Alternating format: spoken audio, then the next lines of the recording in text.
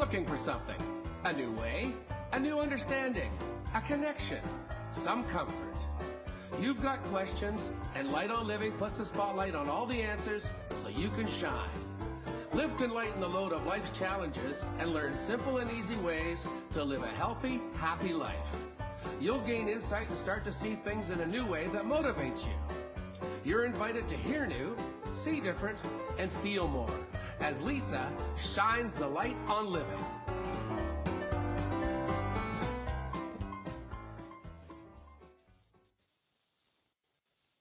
Welcome, everyone, to Light on Living, the Dating Your Diet series. I'm Life Coach Lisa, holistic nutritionist and life coach, helping you to follow the right food and the right lifestyle. And that's why I have invited the top lifestyle coach in all of the USA. We have now 10 books. But before I bring on my wonderful superhero, as I like to call him, guest, I want to share with you why it was so important for me to ask him to come on to talk about his new book titled Focus and what the heck this has to do with your relationship with food. See, the thing is, your relationship with anything is what's going to either strengthen or weaken your results. Now, I mentioned that his book is called Focus, and really, I don't think I could have ever imagined there being so many different aspects about focus and how we can use it to strengthen how we feel even about food and everything in life. I'm really excited to ask David Essel some questions about focus, and some being, when focusing, can we be narrow-minded? Can we be one-sided? Is that part of being focused? Is that a good thing? How do we focus and still keep an open mind? And how do we focus but be not self-centered? So as I already spilled the beans, is David Essel online with us? See, I just have this little high-pitched excitement with him. He's a business, relationship, addiction, and recovery coach, motivational speaker, radio show host, and author. Welcome, David, to the show. Lisa, it's so nice to be back with you. I'm excited to talk about the book and how it can positively help your listeners. Yes. Oh, my gosh. And, you know, really, when you say the word focus, you're right. Even when you start talking, what do we always say? I've got to focus. I've got to focus. People are saying, you just focus on one thing, and you have this one thing, one theory. And let's just start with that. Like, what a perfect title, Focus, and the one thing theory. Can you just start there? Because that's just everybody deals with that. Oh, absolutely. When, you know, one of the biggest mistakes people make when they're setting goals, Lisa, they get into multitasking, which means that they have several big goals they want to accomplish at the same time. So they may want to lose weight, they may want to improve a relationship or quit smoking or quit drinking or get a better job, more money. And so right away in the book, we say multitasking goals is one of the surest ways to never achieve what you want in life. And in the one thing theory, which, you know, I created in 1996, 22 years ago, I used to teach this multitasking approach. And I would have my clients as a counselor and a life coach. I'd be working with them from all over the world. And I'd say, let's pick the 4 big areas of life that you want to see changes in. And we'll do a little bit every week. You know, we'll do a little bit every week in order to help you get forward in life. And it worked part-time. But then in 1996, after this life-changing interview, I realized that I was misguiding myself and my clients, because what I found at that time is this, and this is what the one thing theory states. The one thing theory says is that at any given time, there's only one major goal to go after in life. It's the one we procrastinated, denied, delayed working on. It's the one we don't want to do. But when we go after with full abandon, 100%, 5 to 6 days a week, this one goal, we will boost self-esteem, self-confidence, and the focus on going after just one goal will ultimately lead us to become more successful in life. See, and that's huge, because I know when I'm terrible at multitasking because we all are. But what on some side, am I being selfish to be so narrow-minded and focused on one goal? Like, is that a possibility? Well, let's look at, you know, major athletes in any sport. Are they, you know, I don't know too many athletes, and we have the Olympics coming up this week. I don't know too many athletes that can be really great and gold medalists at downhill skiing and also in basketball. Right. Okay. I mean, that makes sense. You know, if you don't focus on one massive goal at a time, you're going to split your energies, and you'll be, we call it jumping tracks, where, let's say that someone has two goals. They want to lose weight and they want to make more money. So they start going after the weight loss. And they see some, in the beginning, because they're all excited and they're eating clean and they're exercising daily, they see the scale moving or their clothes getting looser. Yeah. And then all of a sudden they hit the 60-day plateau. Well, if you have more than one goal on your plate, the average person is going to go, you know what? I don't really think I need to focus anymore on weight loss, really working. My goals are still the same for the last 30 days. I need to start getting on money. Right. So they jump tracks and they go to a new goal. And what we say in our book is that's the number one reason, Lisa, that people have never achieved their greatest dreams, because they continue to jump tracks. When the wall and you don't see results on the scale or with your clothes, when you hit the wall and you don't see more money coming in after 90 days, let's say, of working really hard, the people who are focused continue to work through it.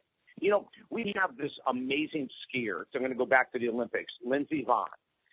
Lindsey Vonn is a gold medalist for the United States, downhill skiing. I don't know how many different categories she's won medals in. That woman has had like 5 major reconstruction surgery to her knees and I think maybe a shoulder. Oh, wow. Oh, my gosh. The only thing that's got her to be able to compete again is focus. That's it. Yeah. That's her greatest strength. And let's look at people that, in our book, we talk, I share the story of Evelyn Keeling, who lost 245 pounds in her 40s, and in her 50s became a bodybuilder. I read that. I was just you know what? I want to highlight that. Everybody listening, myself and you and everybody, age has nothing to do with it. I love that you said that. Yeah. And when I interviewed Evelyn several times on the radio show, we become friends. We talk off air. And the number one strength that she has, and the beautiful thing is, everyone has this strength. This is not a genetic gift. The number one strength she had to lose 245 pounds is focus. Now, if Evelyn wanted to lose 245 pounds and she wanted to triple her income, and she went back and forth between those two goals, she would not have achieved what she achieved today, right? Okay, that's huge. And so when I interview her and talk to her, she hit so many plateaus on the way to 245. She got so disappointed. She got so disgusted. She went off her rail and ate food she wasn't supposed to eat, and then she came back on and went off and on, but she never lost her focus. And so for your listeners, Lisa, if it's a weight loss or dropping an addiction to sugar or alcohol, or maybe it's in relationships where you really want the deepest of love, but you keep reminding yourself of how all men are dogs and all women want to be taken care of financially, you're losing focus. Mm-hmm. Yes, it's like it was good. That's another thing. So I'm torn because I was going to go into instant gratification, but now I just want to go into those distracting beliefs and how do we cut through them and stay focused? Like, what is the trick to staying focused if we do have those distracting and hurtful thoughts? Well, first of all, we want to say any type of thoughts that come up that, look how long you've been working out, there isn't a change on the scale, or look at how well you're eating and there's not a change in the scale. Or all of those thoughts of self-doubt, they happen to major athletes, to multimillionaires, just like you and I. Okay. That's abnormal.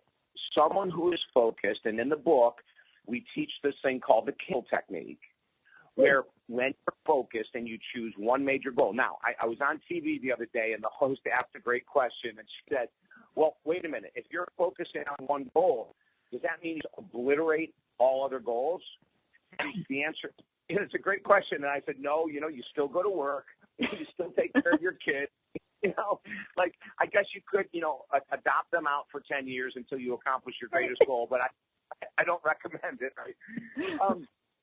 But, the focus that we teach, the program we teach in the book says this. You're picking one goal that you're going to devote an hour or 2 hours a day, 5 to 6 days a week. And then you go on with the rest of your life. And you take care of your career and your family if you have a family and everything else. But what you've decided with focus is come hell or high water, that this 1 or 2 hours a day that you're committing to weight loss or money or love or forgiveness of someone who's betrayed you or whatever it might be, that is the major focus. You're a Rottweiler on the bone. You're not going to let go of that goal. You are going to find ways. Now, I have a client that I write about in the book that lost 80 pounds in a year, and she's kept it off for over 10 years now. Mm-hmm. The only time she could exercise with 3 children was 10 at night until 11 at night. Right. And that was focus. You know, like when we looked at her schedule and it was slammed, we said, okay, we've got to fit this hour in. You know, and there's no time. Well, what are you doing from 10 at night to 11? And she did it, you know, and that's focus. So what we say is when the self-doubt comes up, when those thoughts of it should have happened by now, you're doing everything perfectly, why isn't the scale moving? How come you haven't found the love of your life? Where's the new money?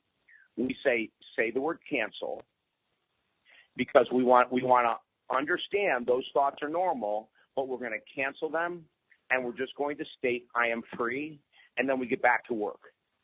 Okay, and then another day goes by or 15 minutes go by and the doubts come up again, and we just cancel them and continue to move forward. Now, another exercise we give in the book, Lisa, is about journaling, you know, writing about those thoughts and fears and insecurities, because that's important too. But when you're in the middle of the day and you don't have time to write, you need to cancel that stuff out, get focused, and keep moving forward.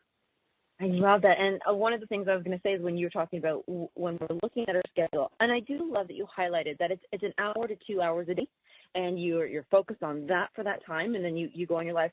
And you have given some tips, and it's a 2-step about prioritizing and stuff. So it sounds like that kind of comes, you almost hand in hand. Like if you want to stay focused, you have to have a list, every day to-do list, and you prioritize it, but you have a way of doing that list. Share with us how you do that list.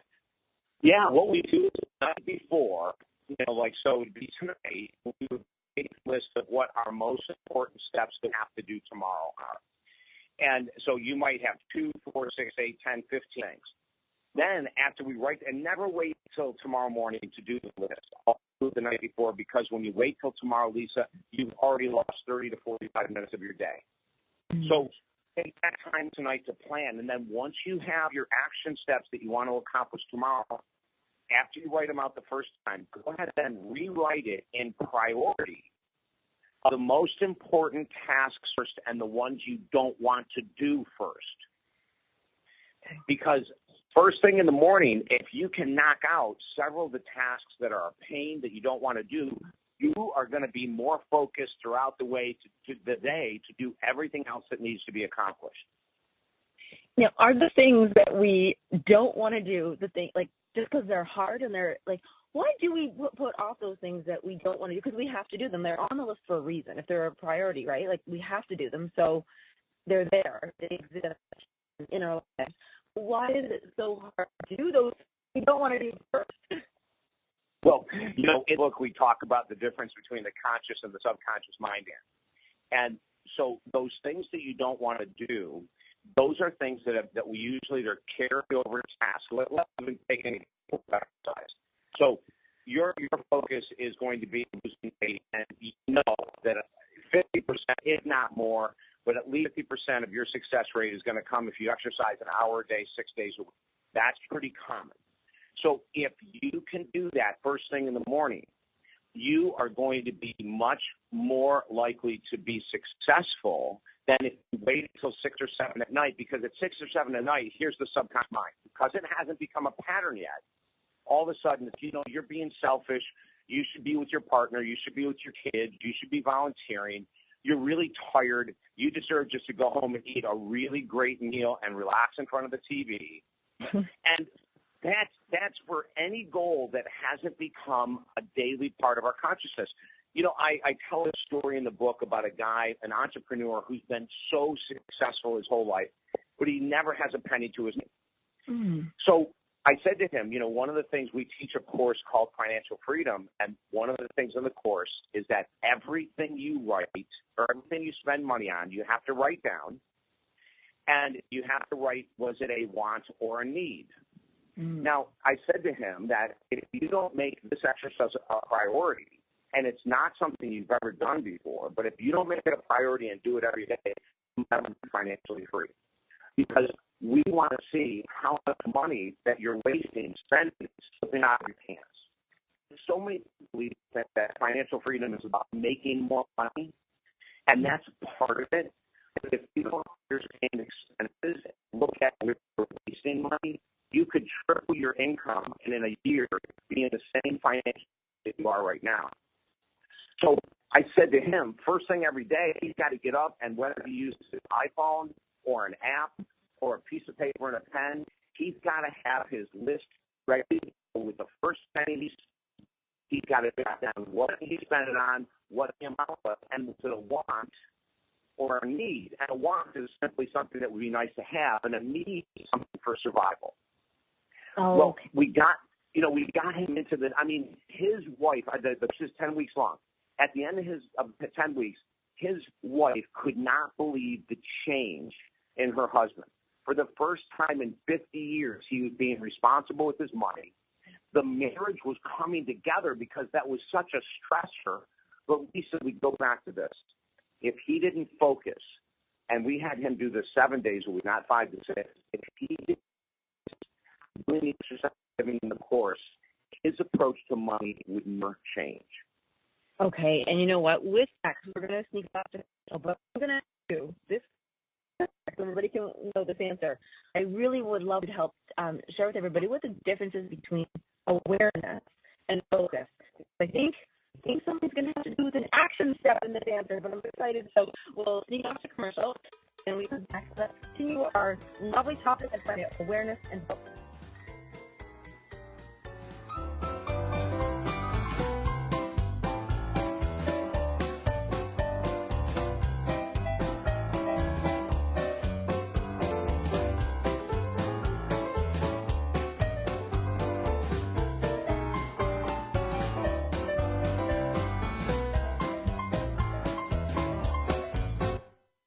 The best of the holistic, spiritual, and conscious world. OMTimes Radio. IOM FM. Humanity Healing International is a small nonprofit with a big dream. Since 2007, HHI has been working tirelessly to bring help to communities with little or no hope.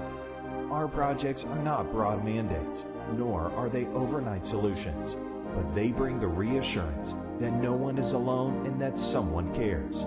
To learn more, please visit humanityhealing.org. Humanity Healing is where your heart is. My name is Victor Furman. Some call me the Voice. I've always been fascinated with human nature, spirituality, science, and the crossroads at which they meet. Join me Wednesdays at 8 p.m. Eastern on OMTimes Radio, and we'll explore these topics and so much more on Destination Unlimited.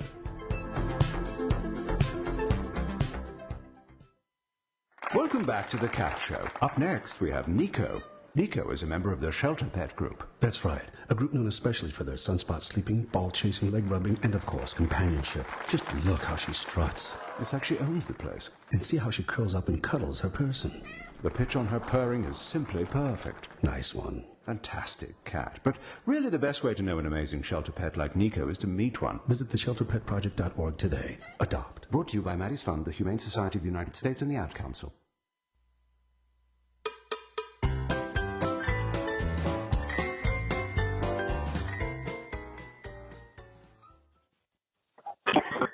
All right, we are back. This is Vital Living, the Dating Your Diet series, and I'm so happy to have David Essel here. We just are getting started, really. And before we went to commercial there, I wanted to ask David the difference between awareness and focus, and I'll tell you why. Because I have a lot of people, and I do it myself. So here we go. They'll say, I know. So we know. Are we focused or aware? Oh my God!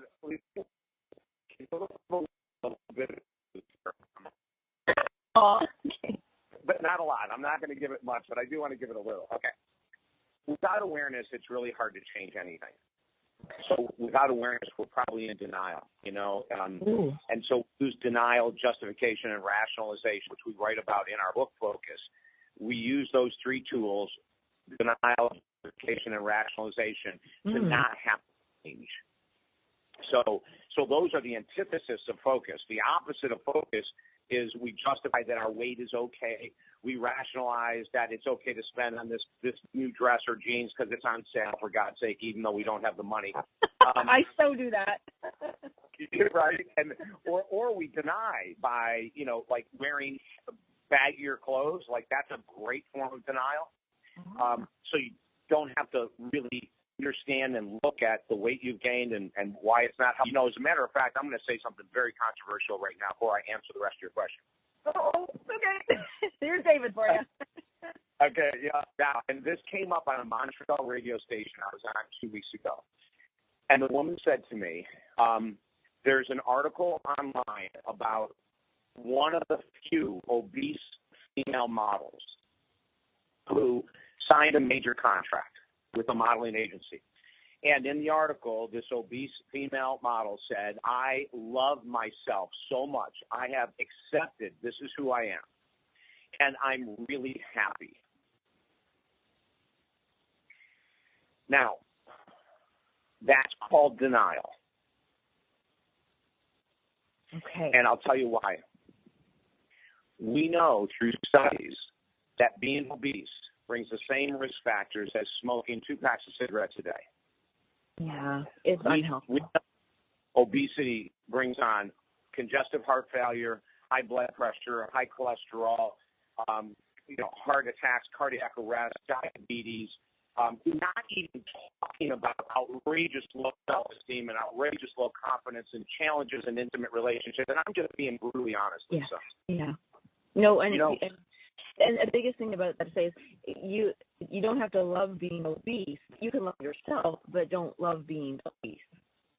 Well, and let me even go further with that. If you love yourself truly, you should be working your butt off to go from obese to overweight. That is self-love. Self-love isn't standing here and saying, I love myself as I'm obese. That's not self-love. That's a bunch of Saturday Night Live crap. That's Stuart Smiley. That's actors, and that's the world of positive thinking I despise because I used to teach it. That's why I despise it so much. Yes. Yeah. When I was a raging alcoholic and cocaine addict, I would stand up in front of audiences and get them to recite that we love ourselves as we are. What a bunch of crap. Mm-hmm. And that's the difference. Are they aware then? Is that awareness, or they're not aware? No, it's called not. I mean, now listen. University of Florida a number of years ago came out and said about 6% of people who are obese have a strong genetic factor for obesity. However, that means 94% of people who are overweight or obese cannot blame genetics, right? Right. Yes. Yeah. 6% have a strong. Okay. Now, they also went on to say that even if you have a strong genetic factor, you can still make changes through lifestyle choices. Yes. And if you have, and listen, we just talked about it a minute ago. Evelyn Keeling, in my book Focus, 245 pounds. She was obese. Did she love her? Did she claim to love herself when she first started, or it was because she loved herself that she was able to focus and do it? Okay, thank you. The only time that I don't care what Evelyn says before she started really changing her diet. I will tell you this: if you are extremely overweight or obese, not actively changing your habits, there is no way that you can convince me or anyone else honestly that you love yourself. Yeah. How does it go from being denial, rationalizing your situations, to how do they just suddenly light bulb goes on and they say, gee, I love myself now today and I'm going to start? Okay. So let's go back to the question: awareness versus focus. So awareness is step one. Awareness is, holy crap, I'm obese. Holy crap, I'm overweight. Wow, I'm an alcoholic, or I depend on alcohol every day. wow, awareness is, for the last 10 years, I've been financially strapped, and this really sucks. Okay, that's awareness. Right. And so we go, okay, that's great. You're aware. If we don't do anything with that awareness, then it's an absolute waste of time to be aware. Okay. Yeah. It's like, well, and that's one of the things in the world of spirituality that I used to teach. Oh my God, I am just out of myself. Every new book that I put out. Yes, you are. In the book Focus, I said that I am teaching what I used to teach. Oh, and you do. That's, I think, the biggest thing is there's a lot of courage to do this, but you're not going to make a bit of a difference in the 2 million people's lives that you want to if you don't stand up and say, this is not working and things have to change. Yeah, exactly. So we say, go ahead, honey. It says focus and says stop dreaming and start living. Now, so I was dying to ask you this question. How long is it okay to dream for? Because we have to start with the dream. So how do we know when we've been dreaming too long and we've got to start living, or we still dream a little and put some details in there? Well, I think that if you have a dream, that if the action isn't following the day that you have the dream, then you're just living in denial, justification, and rationalization. A dream is an absolute waste of time, and it puts us in a state of illusion. Because when people dream, like, I'm going to write, and I tell the story in this book, in the book, is a guy that came in, and he wanted to work with me. We teach a program on how to write a book. And so very first day on Skype, he's sitting there, and he's all excited. And I'm excited because I love my work. And I said, okay, go ahead and email me. I said, do you have an outline? He goes, oh, my gosh, yes. It's totally fleshed out. I'm ready to writing. I said, okay, why don't you do this? Go ahead and email with your outline so I can look through it. And he looked at me, and his eyes got really big, and he goes, what? I said, send me your outline. He goes, oh, no, it's right here. I go, where? And he's pointing to his head. And I said, how long have you been thinking about writing this book? And it was years and years and years. Oh. And I said to him, that's why it's taken so long. Like, you're not even ready right now. If you don't have it in writing, you're not. It's still a figment of your imagination. Wow. That's because I have a book that's written and half, and I'm like, well, it's been years too. So how do I know when it's time to give up on a goal? Or maybe that goal isn't more and maybe it's not powerful enough. Or oh my goodness, you're like, oh my God, I haven't done this. Well, let me tell you, another story. So in 2000, 28 years ago? I went to speak for a large bank, and when I decided to stay for 3 weeks, and when I was there in 3 weeks, I wrote an entire book that it was my first novel or second novel, I forget, whatever it was. So I wrote this entire book. I came back. I shared it with people. People were freaking out, going, "Oh my God!" It's called Angel on a Surfboard, and people were freaking out, And this was in 2000. So I published it, and then I got a contract to write another book with a publishing company called Hay House. Yes.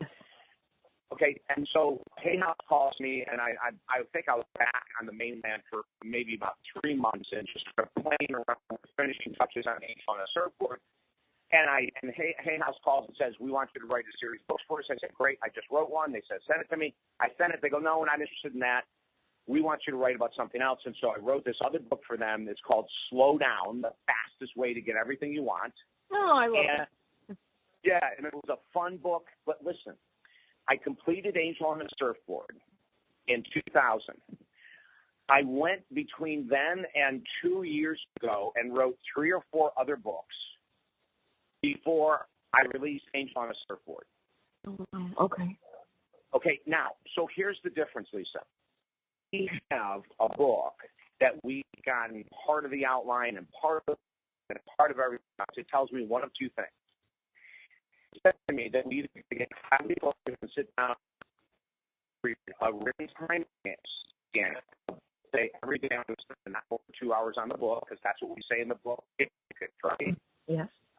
Or we need to scrap that for now and start with one that is more exciting to us. Okay. So okay. goal has to be exciting. It has to be driven.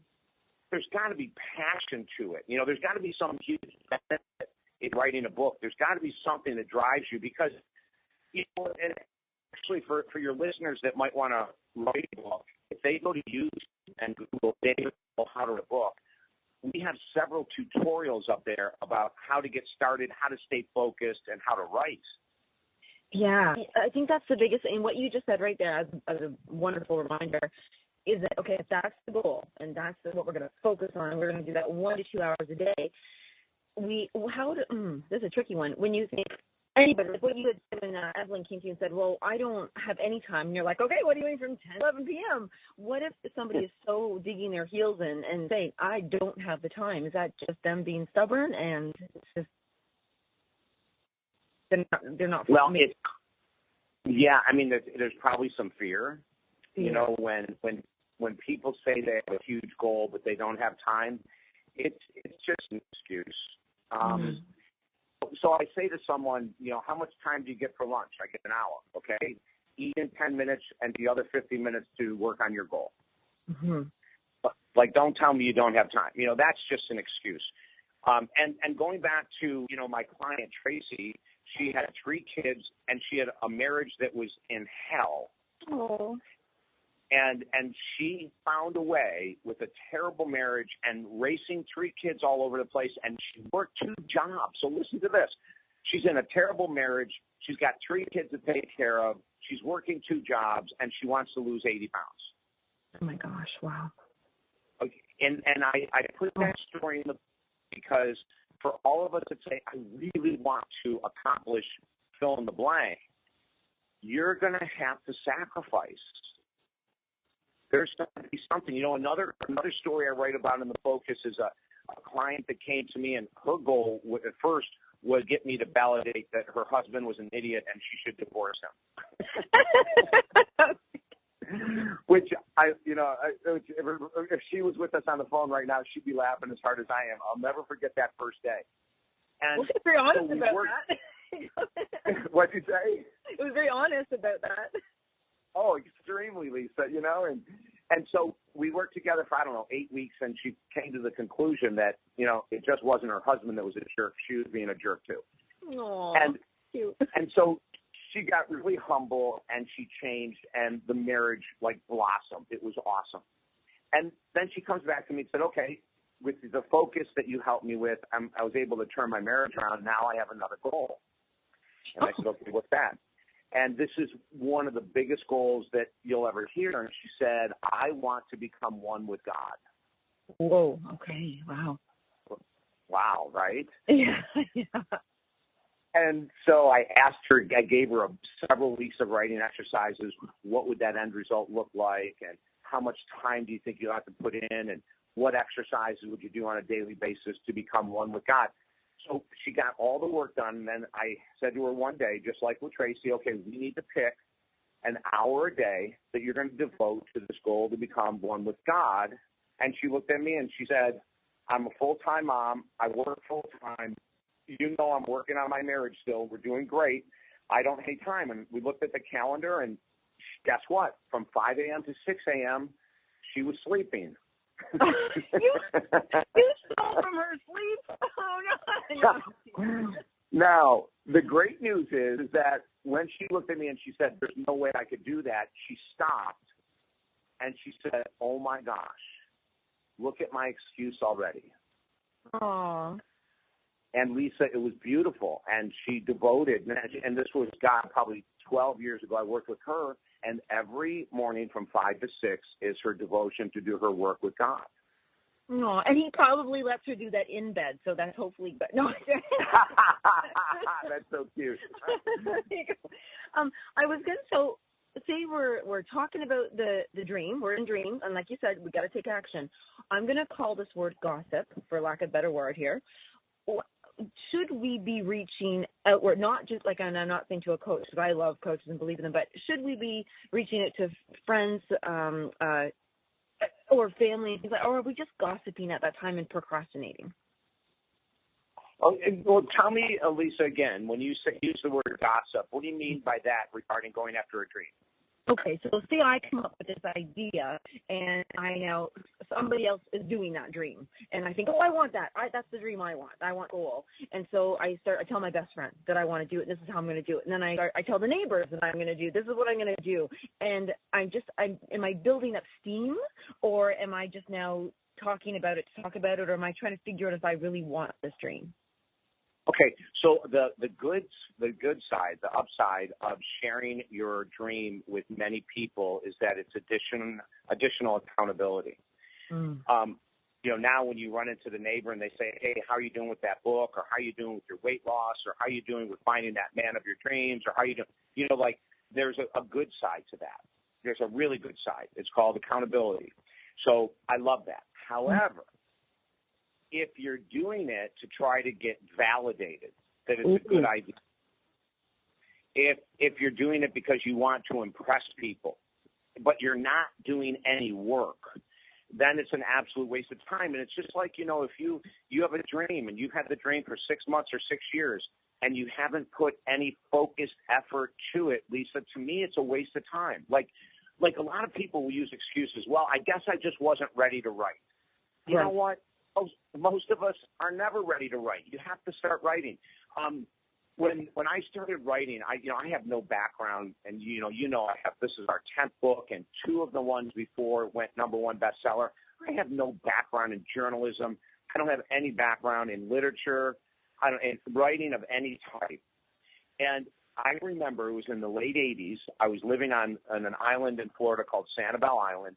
And in the early part of my career, I was in the world of fitness and sports psychology. And the local newspaper came and said they wanted me to write an article on fitness tips or something. And I didn't know what the heck to do, but I saw it as an opportunity. And I said, okay. And I didn't even ask them why me. I just wrote the article. And then a month later, they came back and said, hey, we really like that. Would you write another one? And then all of a sudden, I'm writing a monthly column. Oh, David, our commercials are getting top us off. We're going to come back to your article just after these messages.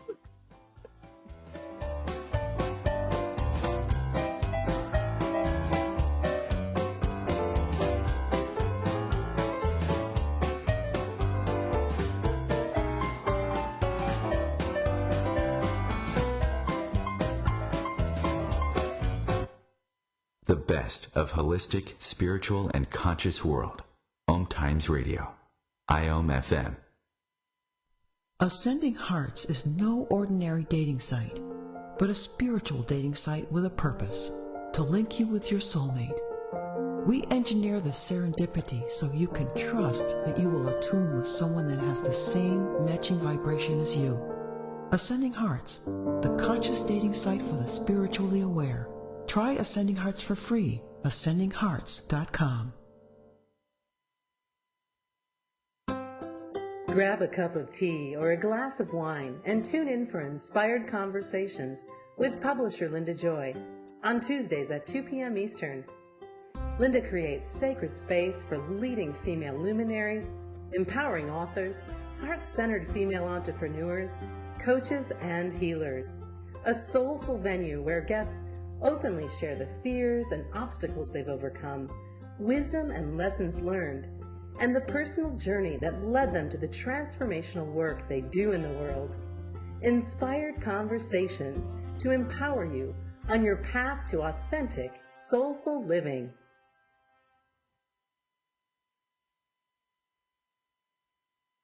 So I'm a cat, and I just moved in with this new human, and she's got this little toy she's always playing with, all day long. Tap, tap, tap, tap, bloop, bloop. She can't put it down. There it is. Oh, and get this. She even talks to it. Last week she asked it for Chinese, and guess what? Egg rolls showed up. Like magic. Humans have cool toys. A person is the best thing to happen to a shelter pet. Be that person. Adopt. Brought to you by the Ad Council and the ShelterPetProject.org.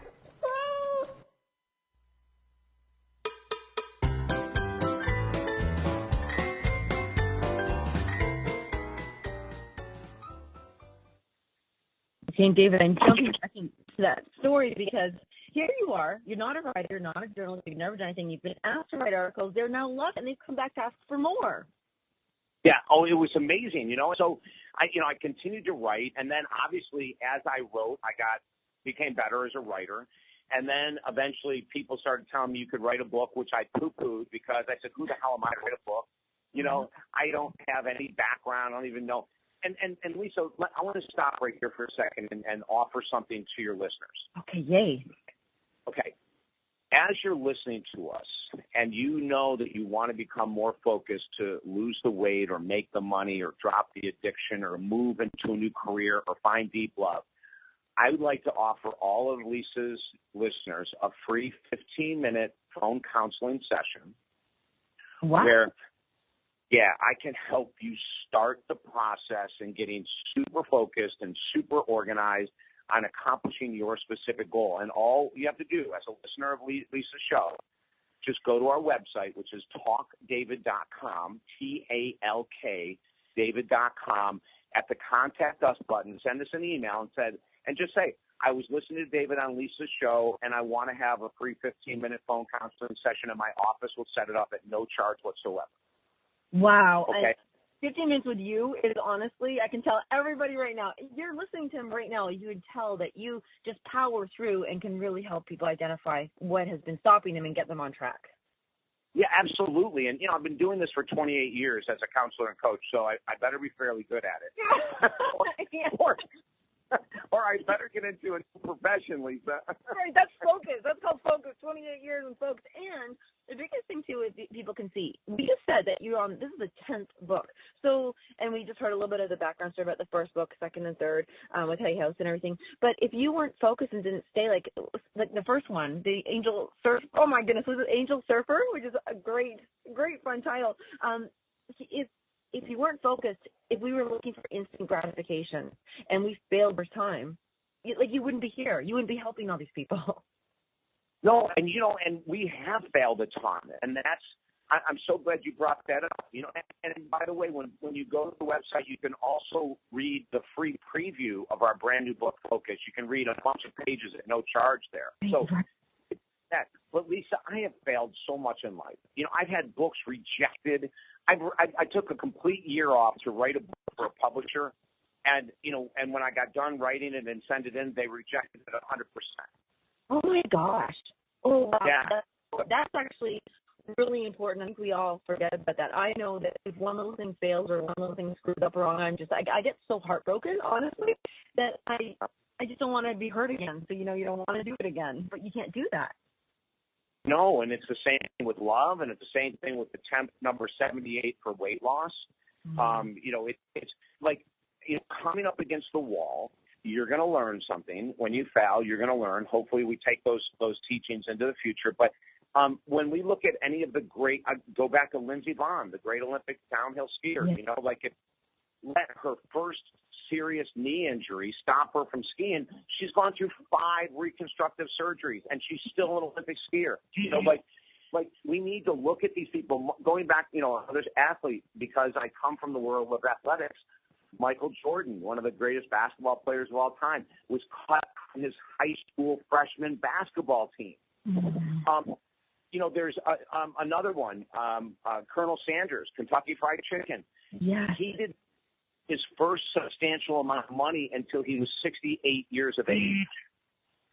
I know, and see, people, that's again back to the age. And one thing I think that's going to help everybody realize this, and I'm excited to ask you about this, is what will really truly carry us through those failures, through the, oh my gosh, I'm too old or I haven't done this, is something that you call profound love. And I would love for you to share what profound love is and explain the scale that you have, the 1 to 10 scale. Yeah. So the first, profound self is we'll start with that. Profound self-love are people listening right now that are making a decision as you and I talk, that even though they're frustrated with their relationship or their weight loss that isn't coming on or the money that they're not making or whatever it might be, that they are going to pick up their pace and they're going to walk through walls to accomplish their goal. That is profound self-love. I will not be denied to achieve this massive goal that is going to radically change my life. That is profound self-love. I don't give a crap about your affirmation. I don't give a crap about you standing in the mirror because some spiritual guru told you that you're a child of God and that you don't deserve a damn thing that you don't work for, Lisa. You, me, the whole world. If you want something huge, you're going to have to walk through walls. If you want a mediocre life, like 90% of the world or more accepts a mediocre life, well, that's your choice. But if you want something substantial, you are going to have to walk through walls. That's focus, and that is profound self-love. Wow. Wow. And I wanted to jump back into the deserving part after, but I'm going to let you continue on profound love now. So then we look at, okay, well, what is profound love with another? And we have a scale you mentioned, and we created it 20 years ago to help my clients understand there are different forms of love, and the scale is 1 to 10. 1 is the most dysfunctional form of love known to man, and that's physical and emotional abuse. You can be in a relationship with someone who emotionally and physically abuses you, and it is a form of love. It is highly dysfunctional. It is extremely unhealthy.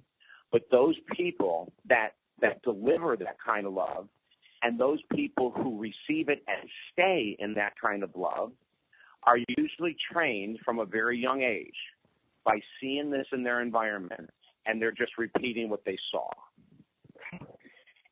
And then we go to 10, which is unconditional love in a relationship, which this might sound some strange to some people because, I'm doing this work for so long. And again, 20 years ago, I would have had a different answer.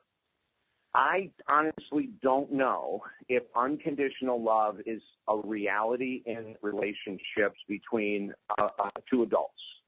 Okay. Really don't. It's so rare. Now, I have seen and helped people experience unconditional love with a child. I have seen people experience unconditional love with a dog. I have seen a lot of different forms of unconditional love with people like Mother Teresa that unconditionally love the lepers and the AIDS patients that she worked with. Yeah. But in an intimate relationship, it's extremely rare. If it's at all possible, I don't know. And if it is possible, it's outrageously rare. Right. Now, between 1 and 10, and the reason we put the scale in the book, we describe it so people can read the book. They can look at the love scale and go, oh, my gosh, I'm a 2 or a 3 or a 4. The very first level of profound love in a relationship that's healthy, Lisa, is level 5. And that's where there is an intense, deep friendship and respect. Mm-hmm. That's the first stage of profound love between 2 people, is that they respect each other and they really like them as their friend. Now, a lot of people say, oh, my God, that's me. I'm there. But here's a lot of the catches. If you look at level 4 is where we gossip behind our partner's back. Mm-hmm. Level 4 is where we do passive-aggressive behavior. So we're angry at our partner, and we normally bring them coffee in the morning, but we're not going to today. And we're going to make up an excuse. I was late for work. I couldn't bring you coffee. We text them as we race out the door pissed off. Mm-hmm. And that's level 4. That's not even a healthy level yet. Level 3 would be where we have emotional affairs, where at work or with our friends of the opposite sex, we tell them things about our relationship that if our partner was there, we would never have the strength to say. Right. So, like when people say, oh, I'm a 5 or a 6 or a 7, and then I go, okay, do you ever do this? And I go, well, yeah. Okay, do you do this? Oh, yeah. Do you do this? Well, yeah. Well, guess what? You're a 4 or a 3, baby. Yeah, you have really identified some like, I'm a life coach, so I get to hear a lot of things as well. I mean, I've been in relationships as well, and you know how that feels when you're in a relationship that's a 2, 3, 4, and a 5, and all those things. And I just for fun, what would a 6 and 7 look like? Okay, well, in 6 we take friendship and respect, and we add a deep intimacy. Oh. So there's lust, there's desire, you know, and a 5, the sexuality, the intimacy isn't as important. And, you know, like some people say, well, why would you be in a relationship with someone where intimacy or lust wasn't important? I say, well, there are certain people that they're just not geared where that's important to them. And so they need to find someone else and create a very respectful, loving friendship relationship where sex, maybe it happens once a month, maybe it happens once every 6 months. That big of a deal to either. Right. As we go to scale 6 and 7, the intimacy becomes bigger. You know, when we get 7 and 8, we're looking at, I want you to be super successful in life. How can I support your dreams and goals? How can I be a ladder that you climb up to achieve your goals? And then 9 is really wild, Lisa. 9 is where we say, you know what? Your dreams are my dreams. I'm going to actually be in your corner. And for the next 2, 4, 6 years, I am openly going to say, let's put all of our combined effort into you getting what you want. And then I'll go after my goals later. Wow, I love the word you said, wild, because some people think I can't even imagine, or I think I would do that, but you know, we're not there yet. And how does one move up or down the scale? Does it just exist? Like people meet another person and then they go, oh, look at us, we're already a 7, or wow, we're already a 2. Can they move from a 2 to a 7 and up and down? Yeah, it takes outrageous effort. So the very first thing we do is when you look at the scale in the book, you give yourself an honest appraisal of where you've been in your current relationships and in your past relationships. Like, really just give yourself an evaluation. You know, if you're codependent, if you allow people to do things to you that aren't that kind and you stay in relationships, then you're a 4. And until you stop doing the things that you are a 3 or a 4 at, you could never move to a 5. So in other words, going back to the whole positive thinking and I love myself and all that nonsense, is that you can't move up the scale until you're willing to stop some of the habits that keeps you at a 4, 3, 2, or 1. So let's say that someone's listening right now and they go, well, you know, at work there is this guy or this woman that I do go to them occasionally and say, you wouldn't believe what a jerk my husband or wife is. So step 1 to move from a 3 up to the 4 would be you would have to stop. And that's called an emotional affair, by the way. Yes. You would have to stop sharing intimate stuff about your partner with anyone other than a professional. Right. I love that. You know, like that would be the first step up to the next level for people who struggle with that. And I think that's a huge respecting. And so also, and I just want to let everybody know too, I can attest this, when we start doing something like that in one area of our lives, we do it in all other areas of our lives. So our food even improves, and our sleep improves, and our habits and our choices, like all choices improve as we find that love scale. Oh my God, Lisa, I'm so glad you said that, because that's also true when you go after and you read our one thing theory with goal achievement.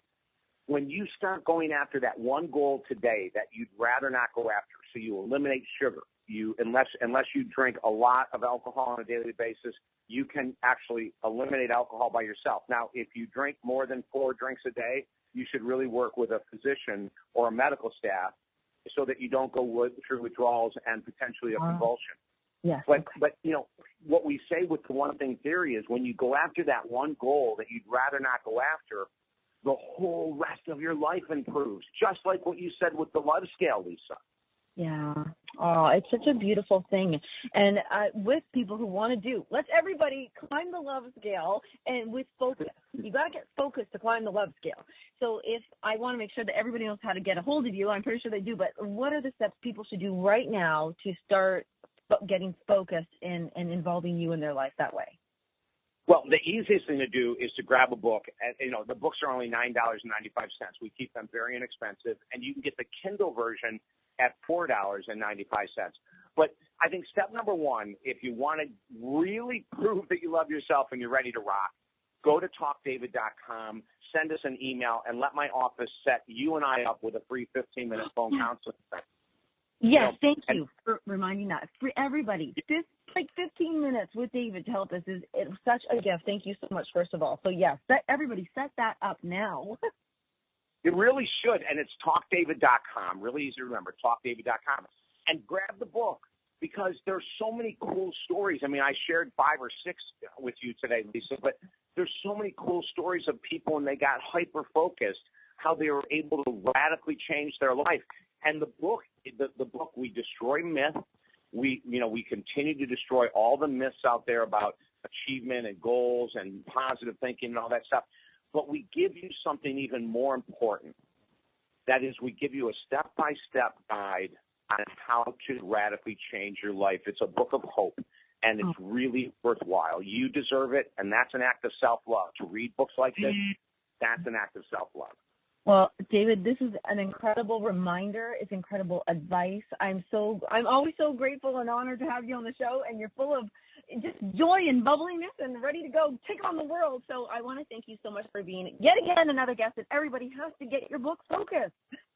Yes. Oh, Lisa, thank you. I love being with you. I have so much fun myself. Thank you, honey. Well, thank you so much, and we'll have you on again, I know, shortly. Okay, then. Thank you so much, David. Bye, everyone.